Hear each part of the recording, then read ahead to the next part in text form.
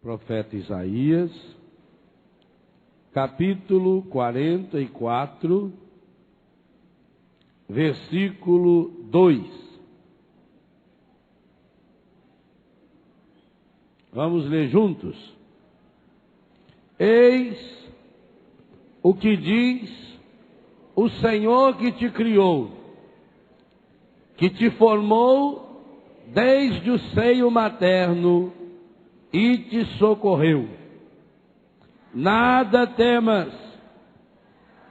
Substitua o nome do Jacó, o nome de Israel, pelo seu nome. Nada temas. Tomar café não? Nada temas, Léo, meu servo,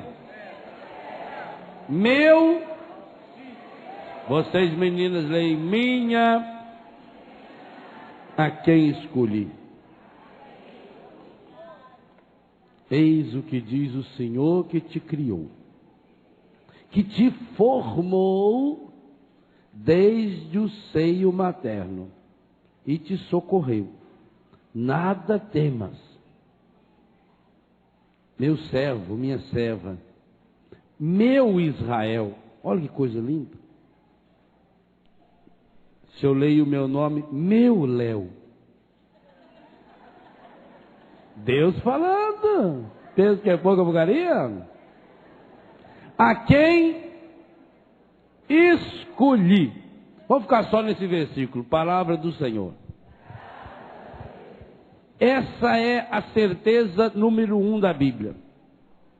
Aliás, uma coisa que me impressiona muito desde que eu trabalho com o Ministério de Cura Interior é que essas afirmações bíblicas, especialmente do Antigo Testamento, textos como este, e se você pegar esse texto, se você ler Isaías 43, por exemplo, se você ler Isaías 46, se você ler Isaías 49, se você ler Jeremias capítulo 1, você vai perceber que esses textos repetem uma verdade que só poderia estar na Bíblia a partir de uma revelação de fé. Porque, gente, o que esse texto fala? Se você fizesse uma análise científica desse texto, o que ele está afirmando, a ciência só consegue hoje comprovar isso, talvez nos últimos 20, 30 anos. Então, como é que o texto bíblico antecipa essa verdade? E repito, uma das mais repetidas na Bíblia. Se não for por uma certeza de Deus. E me parece que aqui está o problema número 1 referente à nossa cura interior. A grande causa dos nossos vícios, a grande causa dos nossos pecados, a grande causa das nossas enfermidades é que não tomamos posse dessa certeza que a Bíblia nos dá. Como é que uma pessoa entra em depressão? A pessoa entra em depressão porque perde o sentido da sua vida. Essa é a causa número 1. E por que uma pessoa perde o sentido da sua vida? Porque não sabe para que veio.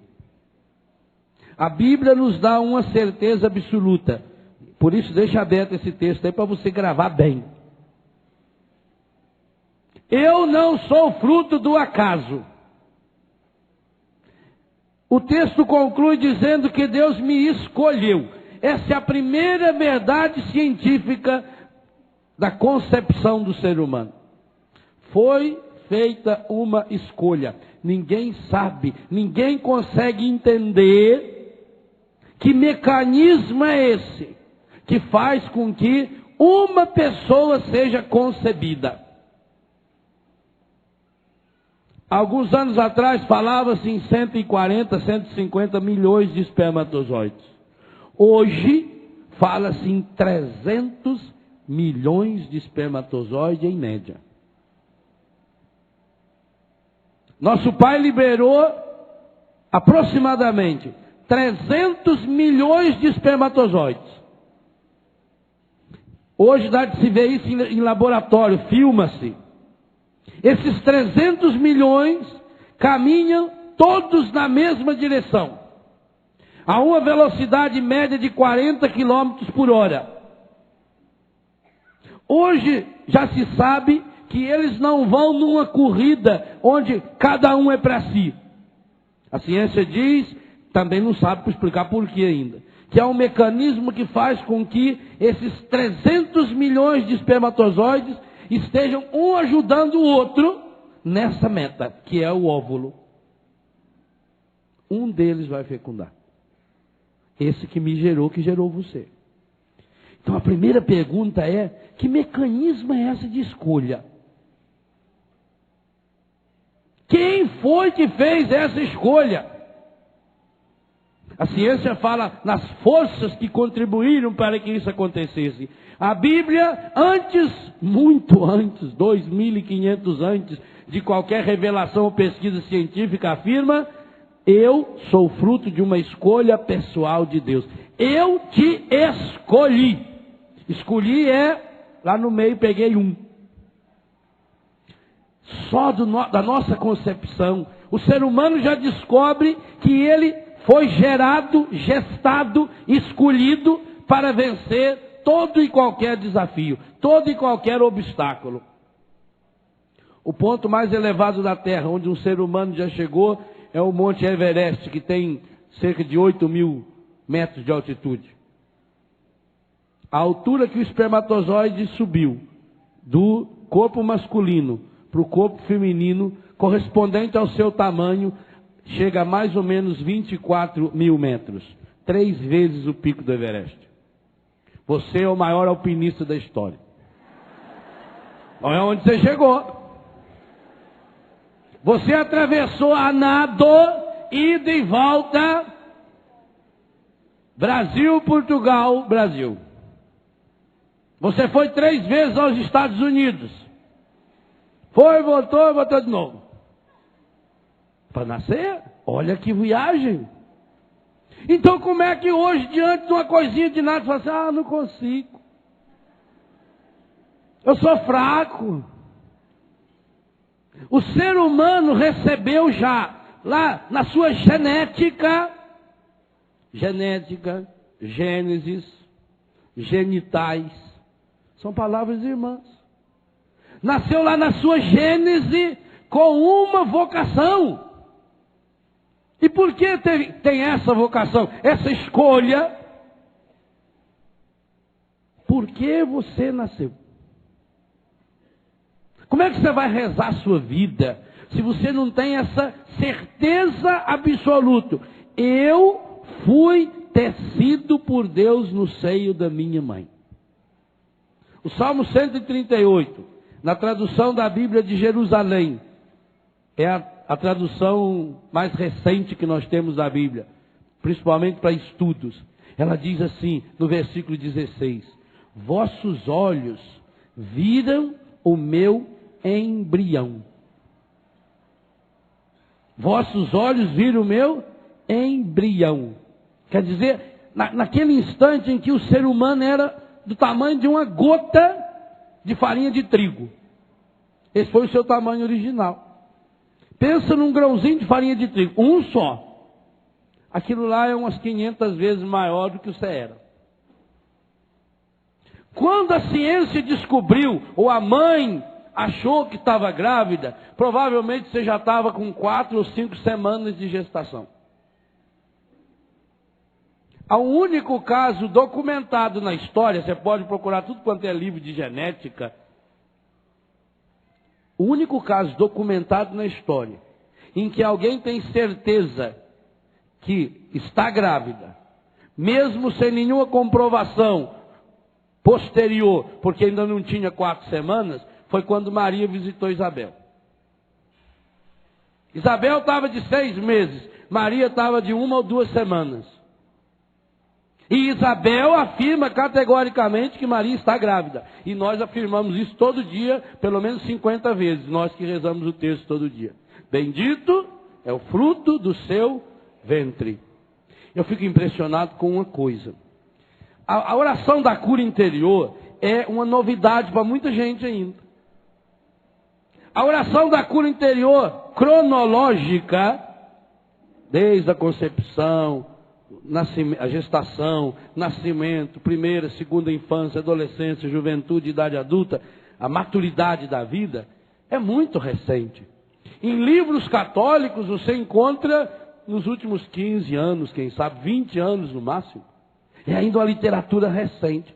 No entanto, a fé da igreja, e eu procuro retratar nesse livro aqui, que é o tema do nosso acampamento, Rezando a Vida, eu procuro mostrar aqui dentro, que a igreja descobriu isso ao longo de séculos. Talvez não sabia que era o nome.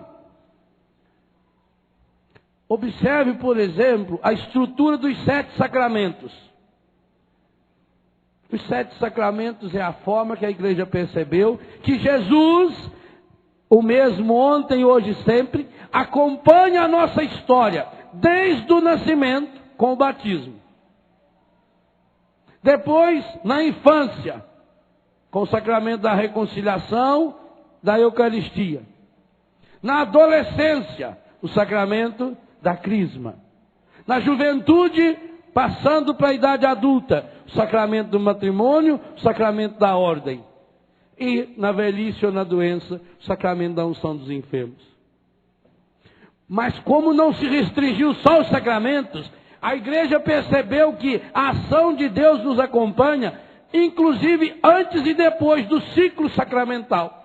Se os sacramentos começam com o batismo, a igreja tem, e aqui eu procuro mostrar isso, e até escrevo isso, a partir da página 25 até a página 29. A igreja tem, por exemplo, as bênçãos para fazer para a mulher antes e depois do parto. Você que estiver grávida, você pode pedir a um padre, ou a um diácono, a um ministro que o padre delegar, que faça, ou se não, aqui no livro eu trago, a bênção antes do parto. E logo depois do parto, quer dizer, que precede ao batismo. Então a igreja já percebeu que a ação de Deus acontece em minha vida, até mesmo antes de eu poder experimentar os sacramentos. E que essa ação de Deus acontece em minha vida também depois, quando encerra o ciclo sacramental. Por quê? Depois da unção dos enfermos vem a morte, então não tem mais sacramento. Mas a igreja tem as exéquias. Inclusive as exéquias, muito pena que hoje as pessoas estão levando a experiência da morte para um lado muito desumano. Mas a igreja, ela tem instrumentos nas suas mãos, na sua liturgia, para fazer um acompanhamento. Então, vai lá a bênção do corpo lá na casa, ou no lugar onde estiver sendo velado. A missa de corpo presente, a bênção da sepultura, a última despedida, a missa de 7 dias, a missa de 1 mês, a missa de 1 ano. Quer dizer, a igreja acompanha o quê? As nossas emoções.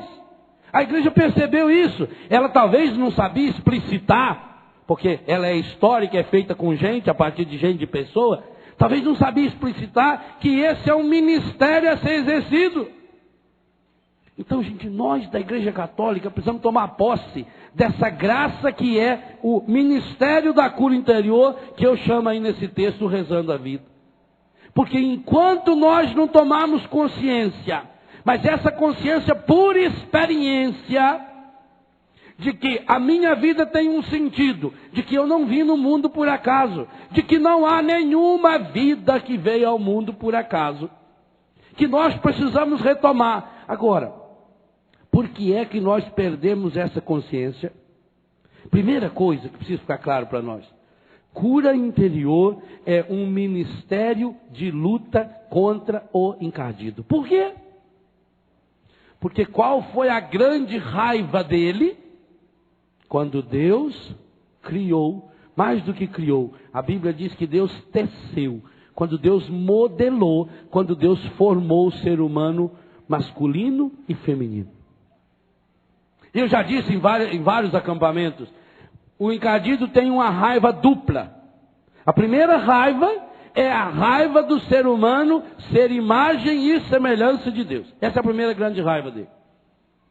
E a segunda grande raiva dele, A raiva de que o ser humano, imagem e semelhança de Deus, é chamado a reproduzir Deus através do seu corpo. Para pensar nisso. Veja o que o encardido conseguiu fazer com a sexualidade humana.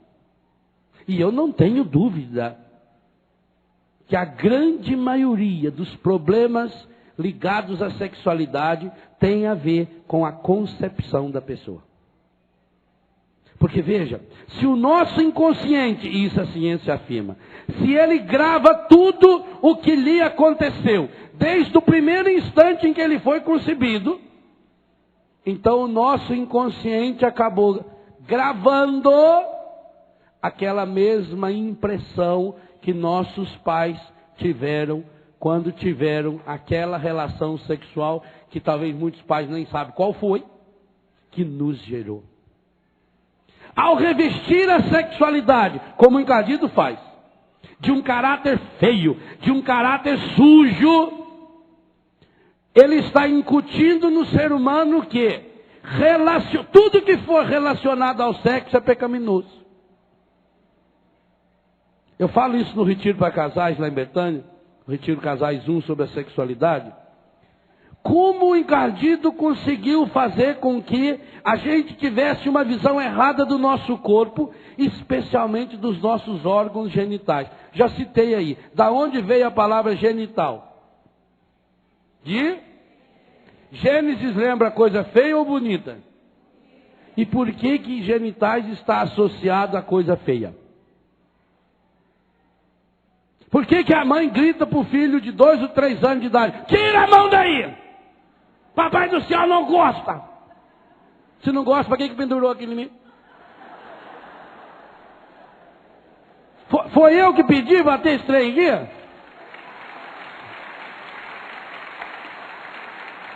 Quantas vezes a gente escuta a mãe dizer, isso é feio? Quer um exemplo? Qual é o apelido do seu braço? Da perna.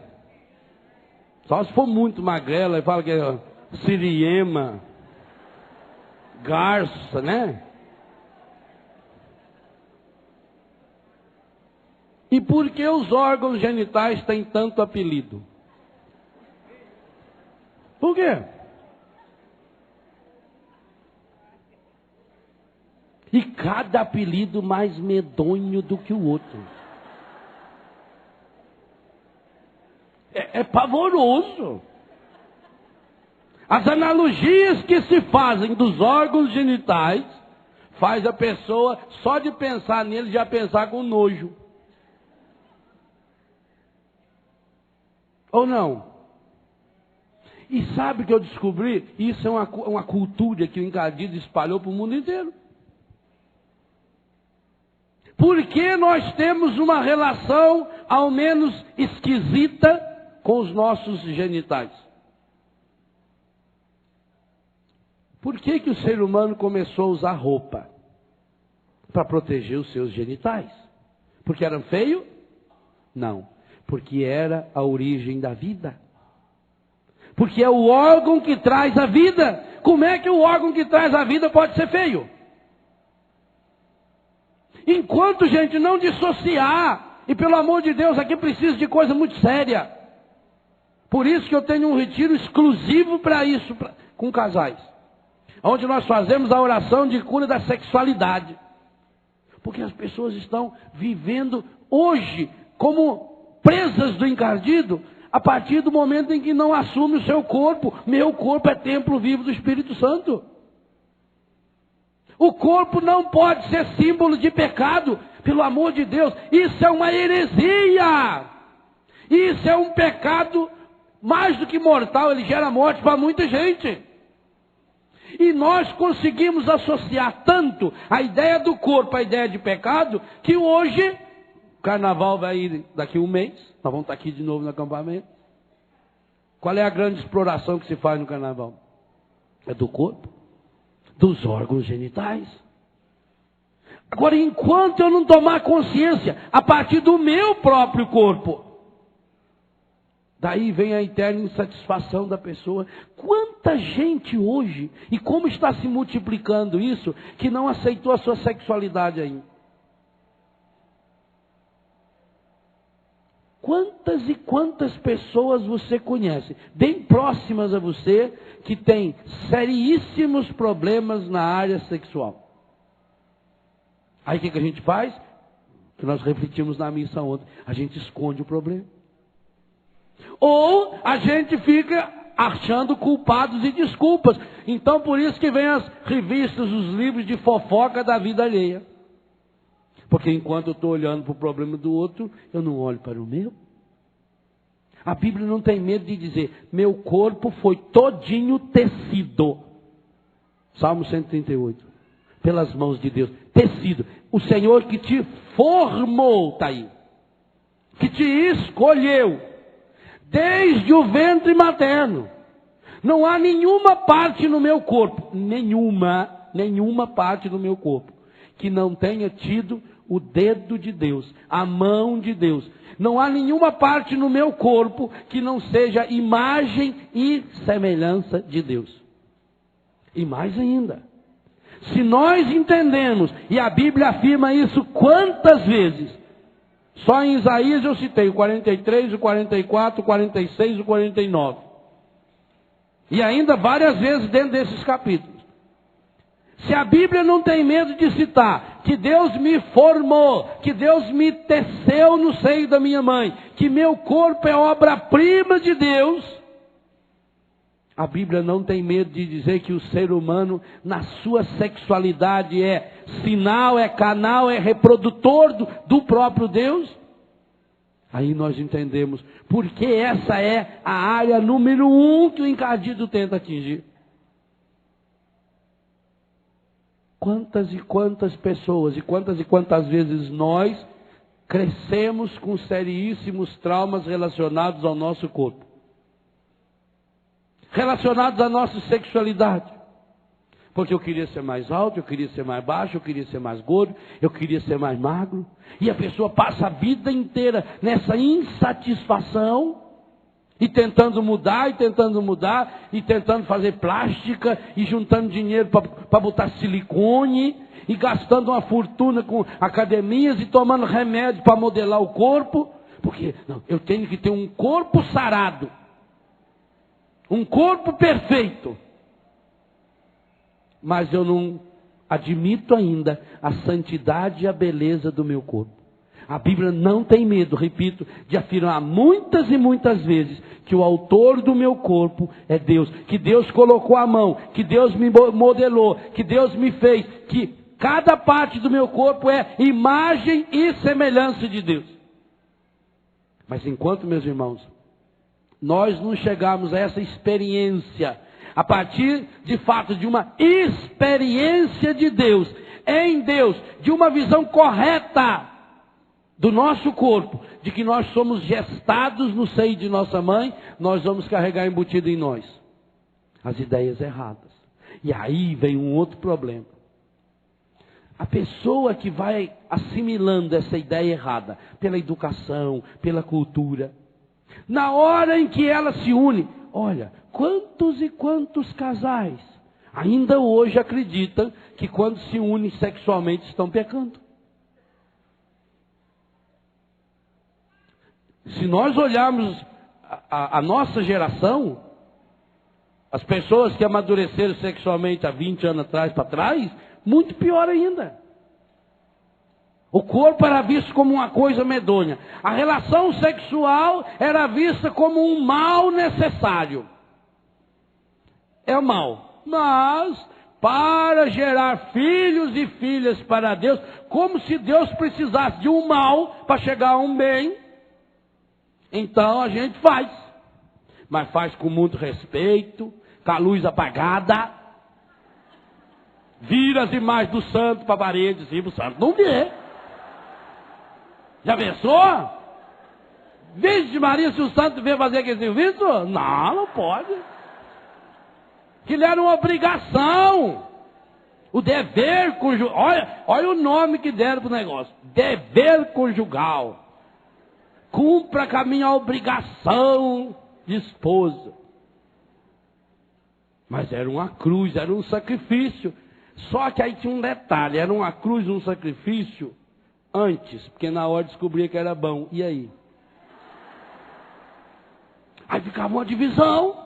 Por um lado, é bom. Por um outro, pecado. Aí une-se sexualmente. Gera-se um filho. Não sabe que gerou. A vergonha de ter.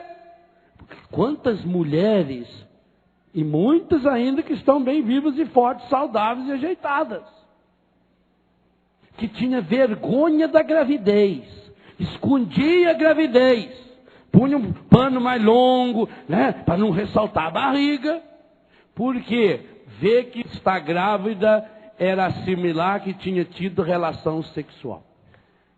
Já pensou a vergonha? Vão olhar para mim, o que você fez? O que você andou fazendo? Para aparecer com esse negócio agora aí, essa barrigona. Então vê, você está carregando aqui dentro um ser que a Bíblia diz que Deus está fazendo, que Deus está tecendo. Mas você está com vergonha?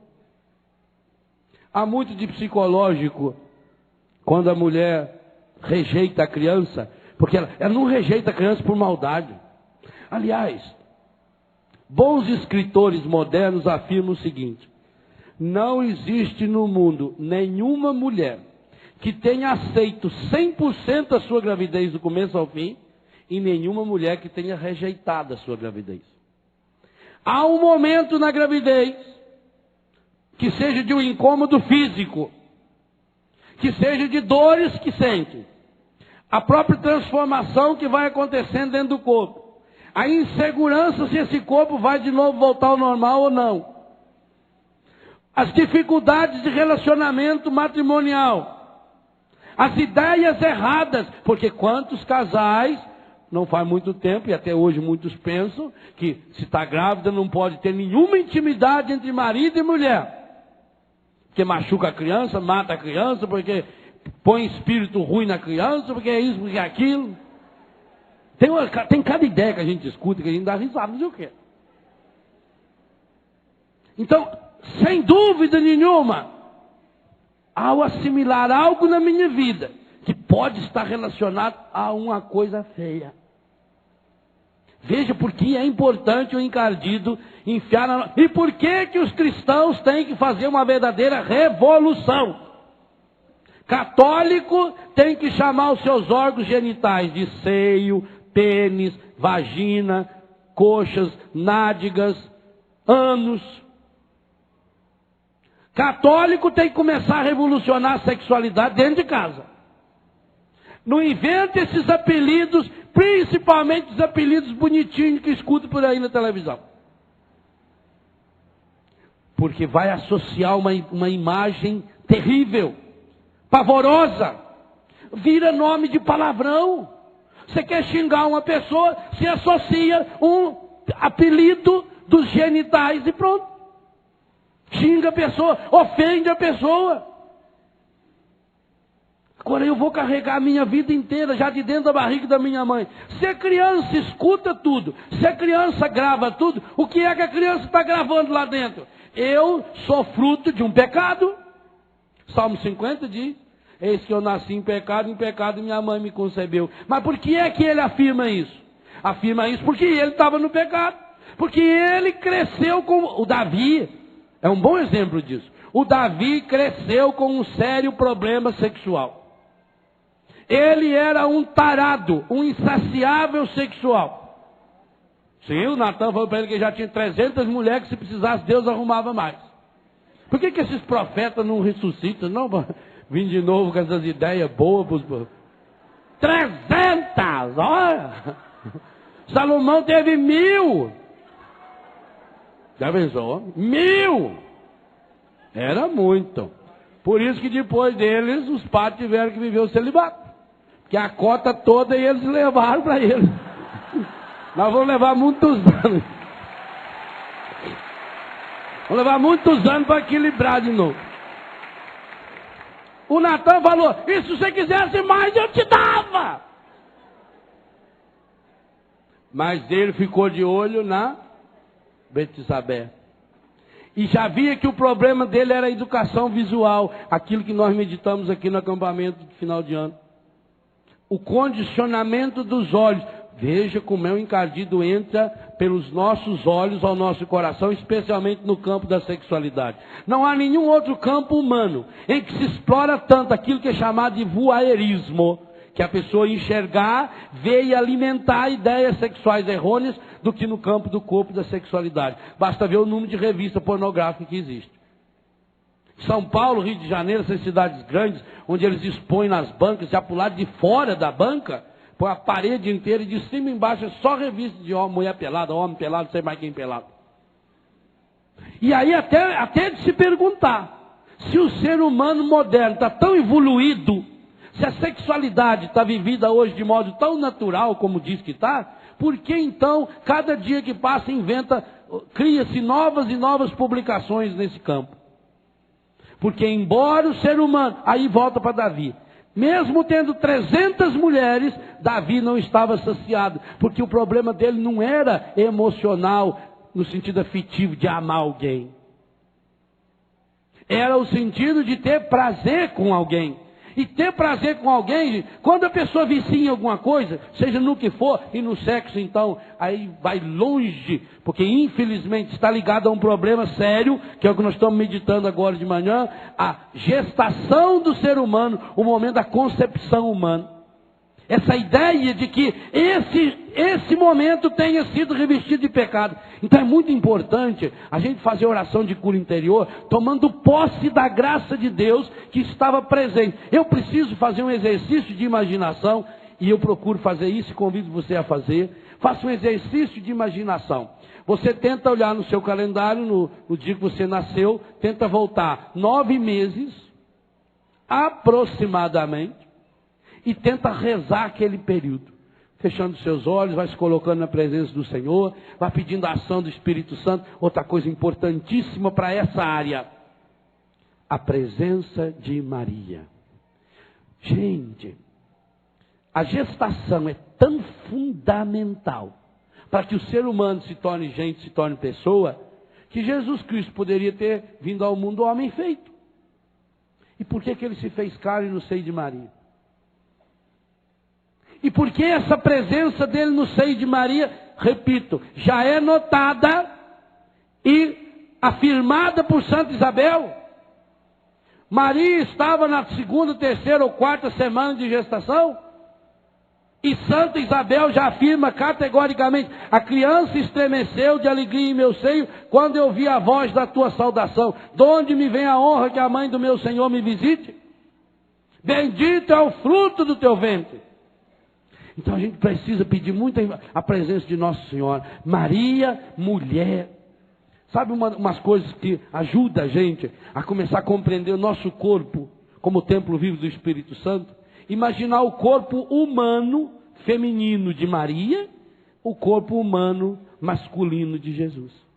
Se você tem algum problema relacionado ao corpo masculino, tanto faz ser homem ou mulher. Hoje tem muito homem que tem problema sério. Primeiro relacionado ao seu próprio corpo, porque desde pequeno foi comparando bobagem, e como ele tem uma ideia fixa lá da gestação, de que houve algo errado, de que eu nasci fruto de um erro. É quase que a ideia que vem quando a criança descobre que foi rejeitada. Parece que cada um de nós trazemos esse trauma de uma rejeição dentro de nós. Porque, repito, se os cientistas afirmam que dificilmente uma mulher passe os 9 meses da gravidez sem uma pequena rejeição, e daí que é importante o diálogo da mulher durante a gravidez com o seu filho. Inclusive no dia que não está bem. Por exemplo, nós sabemos que a mulher grávida, num determinado período da gravidez, até pela pressão que o feto vai fazer no seu corpo, que ela precisa ir ao banheiro fazer xixi várias e várias vezes. Então muitas vezes isso é um incômodo, porque cansa. A gente quando tem um problema de urina solta, ou quando está com o intestino ruim, que você tem que ir a opção de vez no banheiro, aquilo irrita. Então, humanamente falando, irrita. E não pense você, meu Deus, me perdoa porque eu me irrito. Não, você vai se irritar. Você é normal, você está vivo. Então, quando você estiver nessa indisposição, fale para a criança, vamos de novo. Convido, meu filho, você já sabe que é menino, já sabe se é menina? Porque se não sabe, trata como um nome genérico, bebê. Não fique falando no meu menino se você não tem certeza se é rapazinho que está lá dentro. Então já faz ultrassom, já fica sabendo, já escolhe o nome, já escolhe a roupa, já escolhe a profissão dele, a moça com quem vai casar, já vai o futuro dele todinho. Então converse com ele. Juninho, lá vai nós de novo, Juninho. Juninho, para de pisar, você está pisando na minha bexiga, rapazinho. Vamos. Olha, você começa um relacionamento com o seu filho, você começa a operar uma cura nele. Ora, como nenhuma mulher no mundo consegue passar os 9 meses sem aqueles dias indispostos, cheira de comida, principalmente cheiro de carne. Tem aquele cheiro de carne, a mulher começa a se sentir mal. E ela pensa que é uma coisa ruim, e é uma coisa boa. Por que a mulher sente enjoo na gravidez? Porque o cheiro acusou para a criança que aquela comida vai fazer mal e o organismo já está rejeitando. Então, sentiu um cheiro que não vai bem, não coma. Mesmo que você gosta muito de torresmo, não coma. Evita-o. Evita aquele pururuca. Aquilo pode fazer o mal danado. A senhora teve esse problema? Não. Evita que o organismo está avisando. Isso não me faz bem. Se não me faz bem, eu não vou. Ora, gente, a hora que nós começarmos a compreender que, primeiro, a geração de uma vida é natural do ponto de vista humano, e que o ser humano é chamado a exercer esse ministério, participando da graça de Deus, começamos a mudar a mentalidade relacionada à nossa sexualidade. Nós não podemos mais deixar o demônio nos prender, nos amarrar em algo que nós vamos carregar conosco a vida inteira. E não pense você que a idade madura, que a velhice resolve o problema. Não pense você. Porque muitas e muitas vezes, pode ser até que o corpo não esteja correspondendo mais. E isso eu atendia um senhor de 80 e poucos anos de idade. E ele me dizia dessa angústia. Ele teve que sofrer uma cirurgia no seu corpo. Ele não tinha mais ereção física. Não tinha mais. E ele me dizia: padre, eu continuo sentindo desejo de toque, desejo de olhar, igualzinho quando eu tinha o meu corpo funcionando. Então, com 80 e tantos anos de idade. Ora, a Bíblia não mostra isso também? Pessoas adultas, maduras, velhas, idosas. Os idosos de Susana. O Abraão com 100 e tantos anos de idade. A Bíblia mostra que a atividade sexual é normal até na idade madura. Aliás, é o tema da campanha da fraternidade desse ano. E com certeza o documento já traz alguma abordagem nesse sentido.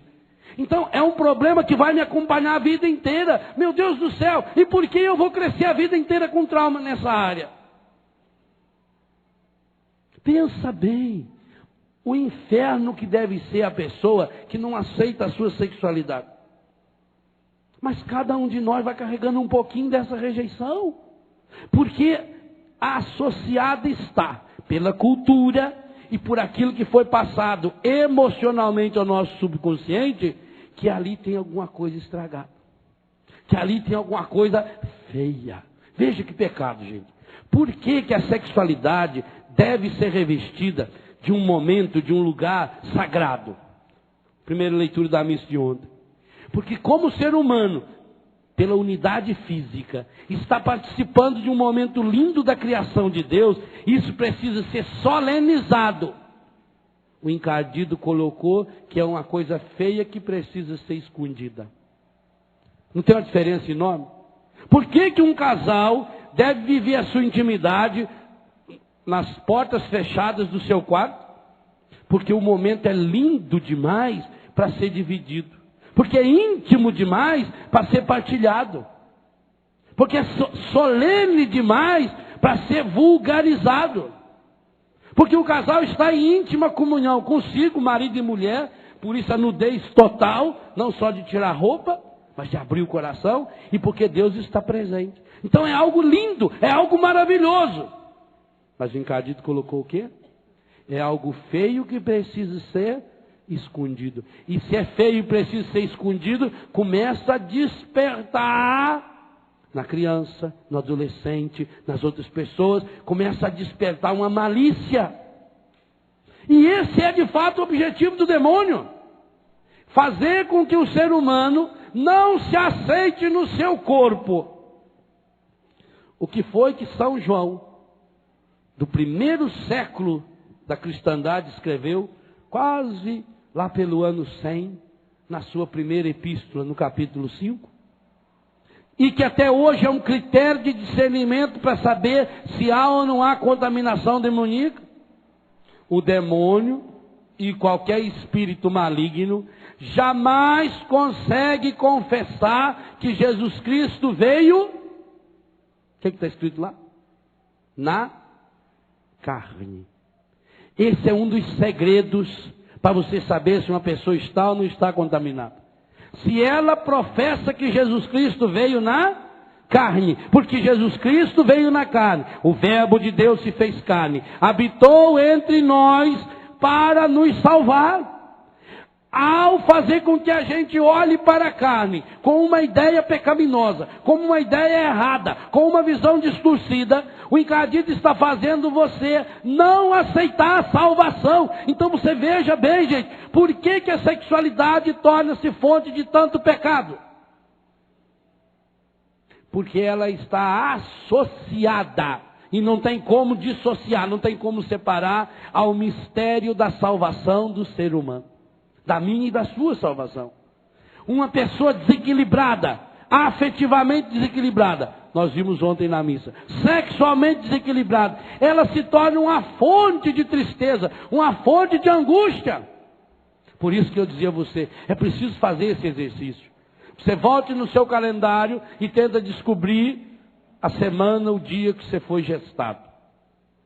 Aí você fecha os olhos, peça a presença de Maria. Outra presença muito importante na oração de cura interior no período da minha concepção, a presença do anjo Gabriel, o arcanjo Gabriel. Ora, não foi ele que foi anunciar para Maria que ela estaria grávida? Não foi esse anjo que com certeza apareceu para Sara e Abraão, anunciando que Sara ficaria grávida? Outro anjo que você deve chamar, o anjo, arcanjo São Rafael. Não foi ele que protegeu o jovem Tobias e Sara, que estava contaminada havia muitos anos e que tinha um trauma ligado à sua sexualidade, para que os dois pudessem se unir, como está no livro de Tobias? Enquanto a gente não parar para pensar nisso, meu Deus do céu, como a Bíblia coloca anjos de Deus nessas situações que o mundo diz para nós que é feia. Então invoca a presença de Maria. E aquilo que eu disse, se você tem um problema relacionado ao seu corpo, imagine o corpo humano de Maria e o corpo humano masculino de Jesus. Você tem trauma ligado à sua sexualidade masculina? Ou ligada à sexualidade masculina? Imagine o corpo masculino de Jesus. Quando Jesus foi crucificado, a história diz que ele não usava nenhum pano protegendo seus genitais. O pênis de Jesus foi exposto. E foi exposto para que cada um de nós reconhecesse o valor do seu próprio corpo. Maria Santíssima tinha ciclo menstrual igualzinho a todas as mulheres da terra.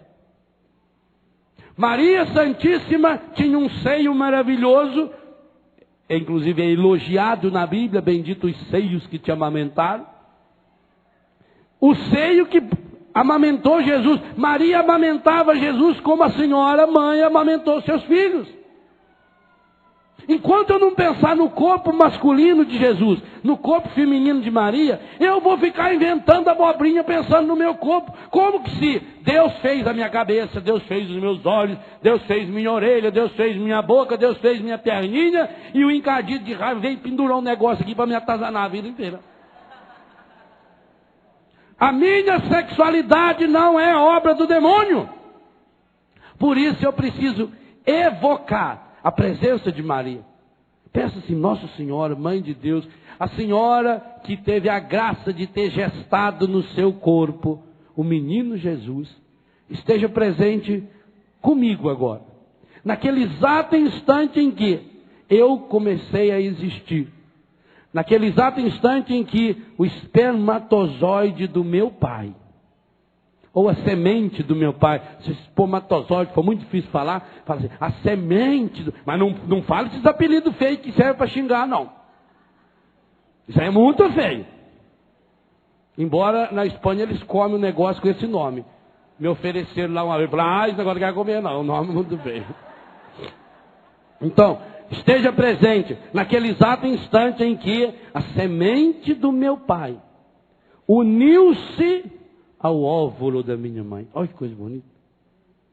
Naquele exato momento, a ciência diz que você passou a existir como gente, e a fé católica diz que a partir daquele instante já era você. Por isso que você não pode ser abortada. Por isso que a igreja é contra o aborto e nunca vai ser a favor. Maria Santíssima, eu quero pedir que você esteja presente naquele instante. Santo anjo do Senhor, meu zeloso guardador. Eu imagino que nós ganhamos o nosso anjo da guarda naquela hora. Baseado nessas reflexões, da presença do anjo na gestação de Isaac, da presença do anjo na unidade física sexual de Tobit e Sara, na presença do anjo na concepção de Isabel, na concepção de Maria. Eu tenho, isso aí não é doutrina da igreja. O catecismo da igreja afirma que cada um de nós tem um anjo que Deus escolheu para nos acompanhar. Isso é dogma da fé católica. Isso está no catecismo. Agora não fala que hora que Deus colocou esse anjo. Eu acho, opinião do Padre Léo, que foi na hora em que você foi concebido. Que naquele instante em que aparelho nenhum no mundo é capaz de saber. Oh, gente, isso é tão sério que nem mesmo quando a unidade do óvulo de espermatozoide é feita em laboratório, nem aí os cientistas conseguem descobrir que hora que isso acontece. Nem aí. A ciência não tem como. Tem como fazer desenho, tem como fotografar uma imagem fosca, mas não tem como provar e mostrar. Porque até consegue perceber o espermatozoide invadindo, entrando no óvulo. Mas o momento em que dá a unidade dos dois, a ciência sabe quando já começa a ver as divisões. Quando o óvulo virou um ovo. Quando o embrião já vai se transformando num feto. Naquele momento, penso eu, foi a hora em que Deus escolheu um anjo e falou, você vai seguir, você vai acompanhar. Ora, Jesus fala que os anjos de Deus do céu protegem a criança. Então nós já sabemos que quanto é criança. Jesus fala que a Bíblia fala que aqueles que morreram na infância têm anjos no céu, ou são anjos de Deus, que hoje intercede e reza por nós. Então, para mim, repito, é minha concepção, naquele exato momento em que o espermatozoide, a semente do seu pai, se uniu, foi abraçado pelo óvulo da sua mãe. Aquele exato instante Deus escolheu um anjo. Então peça a presença desse anjo. Ah, mas hoje eu já tenho 20 anos, eu já tenho 30, eu já tenho 40. Como é que eu vou voltar lá no tempo? Primeira coisa que nós vimos ontem no versículo 8 da primeira leitura. Jesus Cristo é o mesmo ontem, hoje e sempre. Pegue a carta aos Hebreus, que nós lemos ontem. Só que agora olha o capítulo 4 de Hebreus. Para que a gente tome consciência de que nós não estamos falando de uma terapiazinha, de uma psicologia barata. mas que estamos experimentando, ou ainda nos preparando para experimentar o poder e a graça de Deus agindo em nossa vida. Hebreus capítulo 4, versículo 12 e 13. Que palavra linda para a gente poder rezar pelo momento da nossa concepção. Porque a palavra de Deus é viva, eficaz, mais penetrante do que uma espada de 2 gumes. Espada de 2 gumes é aquela que corta dos 2 lados, então ela penetra por completo. Atinge até a divisão da alma e do corpo. Quando foi essa divisão da alma e do corpo? Quando foi que meu corpo e minha alma se tornaram divididos? Na morte? Não. Porque o meu corpo vai ser ressuscitado? A única vez em que houve a divisão da alma e do corpo foi antes de você existir.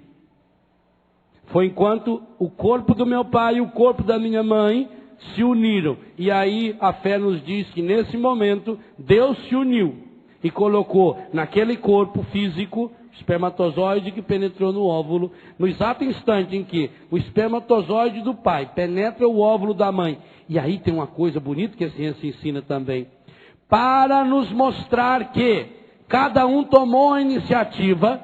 O óvulo sai dos ovários e começa a caminhar pelas trompas. É ali que vai acontecer, quando ele sai, como que ele sai para se encontrar com o espermatozoide que está indo ao seu encontro. O homem joga o espermatozoide, a mulher, o corpo dela começa a preparar o útero. Por isso a menstruação, no sangue menstrual está saindo também todo aquele revestimento que foi feito para preparar, para receber. É um ninho fabuloso. É muito bonito quando você tiver a oportunidade de ver uma fotografia ou um filme que mostra a preparação uterina para receber. Então, a mulher prepara o seu corpo dando o óvulo. O homem prepara o seu corpo dando o espermatozoide. E Deus prepara a sua parte, que é nos dando o seu espírito. Por isso que o ser humano é tríplice dimensão, é físico, psíquico e espiritual. Por isso que o ser humano é humano e é divino sempre. Então, a palavra de Deus penetra a divisão da alma e do corpo, das juntas e medulas, e discerne os pensamentos e intenções do coração. Agora o versículo 13, depois dessa linda introdução. Nenhuma criatura lhe é invisível. Tudo é nu e descoberto aos olhos daquele a quem havemos de prestar contas. Então por que eu posso pedir a Deus que o poder do Espírito Santo, que Maria Santíssima, que os anjos de Deus estejam presentes, dando-me a certeza, essa certeza de que eu fui concebido por graça, por desejo, por vontade de Deus? Porque a palavra de Deus me dá essa certeza. Essa mesma certeza, tome o Salmo 138, o 139, conforme for a sua tradução. Do versículos 13 até o 15. E aqui eu queria dar um aconselhamento a você. Você que tem traumas ligados ao seu corpo. Você que não se aceita.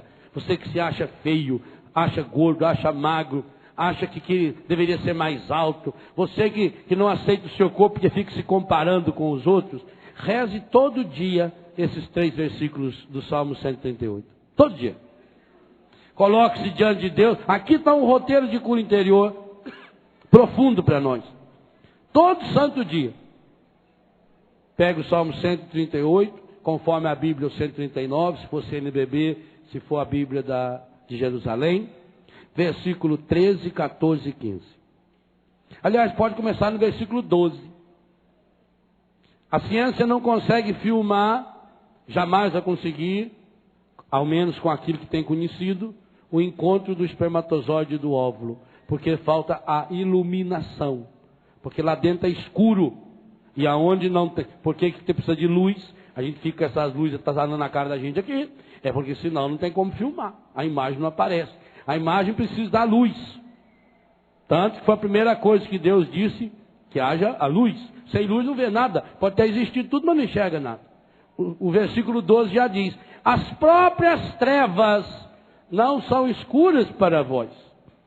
A noite vos é transparente como o dia, e a escuridão clara como a luz. Fostes vós, essa tradução é bonita demais. Fostes vós que plasmastes as entranhas de meu corpo. Vós me teceste no seio de minha mãe. Repita isso em oração. Fostes vós que plasmastes as entranhas do meu corpo. Vós me tecestes no seio de minha mãe. Sede bendito, louvo o Senhor, por me haver desfeito de modo tão maravilhoso. Pelas vossas obras tão extraordinárias, conheceis até o fundo a minha alma. Nada de minha substância vos é oculto. Quando fui formado ocultamente, quando fui tecido nas entranhas subterrâneas, cada uma de minhas ações, vossos olhos viram, e todas elas foram escritas em vosso livro. Cada dia de minha vida foi prefixado, desde antes que um só dele existisse. Que oração profunda, gente. Quando eu começar a colocar-me em Deus, a colocar o meu coração em Deus, a tomar consciência dessa presença de Deus, e é isso que eu quero convidar você a ir fazendo nesse acampamento. Eu disse ontem, as orações que nós vamos fazendo aqui estão no livro Rezando a Vida. Então depois você pode tomar nas mãos essas páginas do livro e ir aprofundando. Porque digo uma coisa a você, não pense, e já falei isso em acampamentos anteriores de cura interior, não pense que a cura interior é algo mágico. Segunda coisa que Deus está me inspirando muito ultimamente, nós precisamos formar grupos de oração para a cura interior. Mas não é fácil formar esses grupos. Porque para formar esses grupos de oração de cura interior é preciso que você encontre 3 ou 4 pessoas. Não pode ser mais do que isso. O grupo de oração de cura interior não poderia ser com mais de 5 pessoas. Pessoas que estivessem dispostas a se reunir ao menos uma vez por semana, durante 1h30, 2 horas, para rezar umas pelas outras, rezar pela cura interior. E por que precisa ser 4 ou 5 pessoas que estejam dispostas a se reunir toda semana? Porque a gente não consegue abrir o coração na primeira, na segunda, na terceira semana.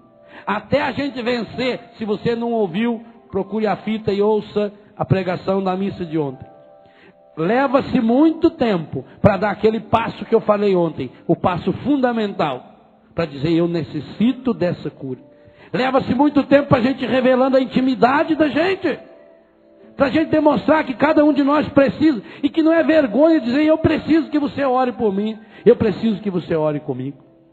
Então agora eu quero convidar você a um momento muito simples de oração, a fechar os seus olhos, a invocar a presença de Maria, a pedir a presença e a proteção dos santos anjos de Deus, Gabriel, Rafael, e especialmente do seu anjo da guarda, e pedir, Pai Santo, Pai querido, Pai amado, nessa manhã eu quero suplicar a graça de ter um encontro pessoal com o teu amor, a partir do momento em que pela tua graça, por única e exclusiva vontade do teu amor, eu fui chamado a viver. Pai Santo, Pai querido, Pai amado, sabes que tenho muitas ideias erradas e errôneas a respeito do meu corpo, da minha sexualidade, da minha afetividade. Sabes das dificuldades que eu tenho pelas coisas que fui aprendendo erradas ao longo da vida. Mas tua palavra me diz hoje que a grande causa pela qual estou vivendo, traumas, problemas, pecados e vícios, está naquele exato instante da minha concepção. Eu quero pedir ao Pai, Tu que conheces todas as coisas, nada lhe é oculto, Tu que estavas presente, e mais do que presente, solenemente presente como Pai, Filho e Espírito Santo, no momento da minha concepção, porque Tu me teceste no seio da minha mãe. Eu quero suplicar agora, Pai, que eu tome consciência dessa presença. Jesus, eu quero convidá-la a estar comigo nessa viagem interior, nessa volta no tempo, porque Tu és o mesmo ontem, hoje e sempre. A Tua palavra penetra todas as realidades, todas as situações humanas e, de modo especial, aquela que estava oculta para o mundo, aquele exato instante em que eu fui concebido. Ninguém no mundo consegue saber o exato instante em que eu fui concebido. Não há nenhum aparelho no mundo que possa garantir com certeza absoluta, porque aquele momento foi solene demais para ser registrado por uma fotografia, por um documento. Mas no entanto, Pai, o Senhor sabe o quanto eu venho sofrendo ao longo da minha vida, traumas complexos, mágoas e também consequência de pecados que eu cometo, relacionados à minha sexualidade, à minha afetividade. Pai Santo, Pai querido, Pai amado, purifica agora aquele instante em que meu pai e minha mãe se uniram. E se houve ali alguma presença maligna, se houve ali alguma contaminação, consciente ou inconsciente de meus pais, se houve uma concepção violenta, se minha mãe foi violentada, se houve por acaso rejeição da própria relação, porque aquela relação que me trouxe foi uma relação pecaminosa, feita antes da hora, contrária à Tua palavra. Mas eu quero Te louvar, porque mesmo se houve qualquer obstáculo humano em termos de pecado, de violência, ainda assim o Seu amor foi maior. E mesmo não sendo a hora humana daquela relação, o Senhor associou-se ao espermatozoide de meu pai, unindo-o ao óvulo da minha mãe, e colocou a minha alma, que é a Sua presença em mim. Eu Te louvo, Te bendigo e Te glorifico, Pai, fonte de todo amor. Eu Te louvo, Te glorifico, Senhor Jesus, porque Tu és o mesmo ontem, hoje e sempre, e estava ali presente naquele momento, em que, não obstante os pecados que podiam cercar aquela relação, o Senhor estava ali salvando e libertando-me. Espírito Santo, luz de Deus, Consolador de Deus, naquele momento estavas ali me defendendo. Tu que és o Paráclito, o defensor, naquele momento estavas presente me defendendo. Por isso eu peço, Trindade Santa, acompanha-me àquele momento da minha concepção e toca no corpo, no coração e na mente do meu pai e da minha mãe, curando todas as raízes de pecado que vieram daquela relação, santificando aquela relação, purificando, Senhor, consequências do alcoolismo. Se houve a contaminação por alguma doença que meu pai e minha mãe traziam no seu próprio corpo, alguma contaminação sanguínea, eu suplico agora, Pai, que o Teu amor, pelas mãos puríssimas de Maria, toque agora o meu ser. Eu era tão pequenininho, Pai, eu era uma semente. Acolha essa semente no seu coração, Pai, e dá-me a certeza, a convicção profunda de que eu fui tecido no seio da minha mãe pela Tua graça. Dá-me a certeza, Pai, de que Tu me geraste, me formaste, me concebeste, me escolheste, porque tens e continuas tendo um plano de amor por mim. Pai, toca especialmente, eu suplico, no coração daqueles e daquelas que estão carregando ao longo desses anos todos traumas profundos ligados ao momento da sua concepção, porque a mãe sofreu essa violência, porque foi uma relação escondida, feita de qualquer modo, porque foi uma relação fruto de um descuido. Mas eu te louvo, Pai, porque teu amor aproveitou até mesmo desse descuido e desse pecado para trazer a vida, para gerar a vida. Pai Santo, Pai querido, Pai amado, reveste agora com a luz do Espírito Santo aquele momento solene em que eu passei a existir. Toque lá com a tua palavra, que atinge os recônditos mais profundos da mente e do coração humano. Com a tua palavra toque aquele exato momento, somente conhecido pela tua sabedoria e pela tua ciência. Revista aquele momento com a ternura, com a misericórdia do coração do seu Filho Jesus, que já era ali o meu Salvador.